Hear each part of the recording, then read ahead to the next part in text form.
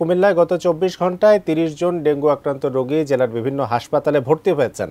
এই বিষয়ে বিস্তারিত জানাতে কুমিল্লা মেডিকেল কলেজ হাসপাতাল থেকে আমাদের সঙ্গে যুক্ত হচ্ছেন আমাদের প্রতিনিধি হুমায়ুন কবির জীবন।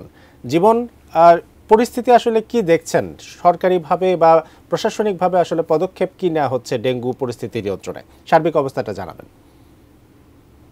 আপনাকে ধন্যবাদ জানাচ্ছি। সেই সাথে যদি ডেঙ্গু আক্রান্তের বিষয়ে আমি কুমিল্লার বিষয়ে জানি, আমি বর্তমানে আছি কুমিল্লা মেডিকেল কলেজ হাসপাতালে এসেছি। এখানে এসে যেটি আমরা জানতে পেরেছি, গত ২৪ ঘন্টায় ৯ জন ডেঙ্গু আক্রান্ত হয়ে ভর্তি হয়েছেন মেডিকেল কলেজ হাসপাতালে, এবং মেডিকেল কলেজ হাসপাতাল ছাড়াও বাকি বিভিন্ন স্বাস্থ্য কমপ্লেক্সে কিন্তু প্রায় ৩০ জনের মতন ডেঙ্গু আক্রান্ত হয়ে কিন্তু হাসপাতালে ভর্তি হয়েছেন। এবং এটি আসলে এই চিকিৎসা সেবার বিষয়ে বলি যে আসলে হাসপাতাল কর্তৃপক্ষ যিনি পরিচালক রয়েছেন তার সাথে কথা বলেছিলাম। তিনি জানিয়েছেন যে আসলে তাদের সকল ধরনের প্রস্তুতি আছেন এবং অনেকেই কিন্তু চিকিৎসা সেবা নিয়ে কিন্তু তারা সুস্থ হয়ে বাড়ি ফিরে যাচ্ছেন। আর আমরা এখানে এসে যেটি দেখেছি যে হাসপাতালের প্রাঙ্গণে বিভিন্ন ডেঙ্গু প্রতিরোধে কিন্তু তারা সচেতনমূলক কাজ করছেন এবং তারা সক্রিয় রয়েছেন।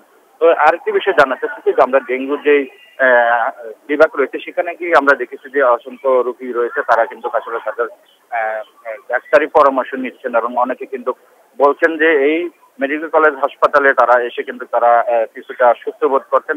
তো বলা যেতে পারে যে আসলে কুমিল্লা জেলা সিভিল সার্জন তিনি কিন্তু জানিয়েছেন যে ডেঙ্গু মোকাবেলা করার জন্য তাদের সকল ধরনের প্রস্তুতি আছে এবং তারা ডেঙ্গু প্রতিরোধে তারা সচেতনমূলক জনসাধারণকে তারা বিভিন্ন মাইকিং এবং লিফলেটও তারা বিতরণ করছেন। এবং যদিও ডেঙ্গু আক্রান্তের সংখ্যা বেড়ে চলছে, তবে সিভিল সার্জন বলেছেন তা প্রতিরোধ করার জন্য তারা প্রস্তুত রয়েছেন। এই ছিল কুমিল্লা থেকে আমার কাছ থেকে সর্বশেষ। আরিফিন।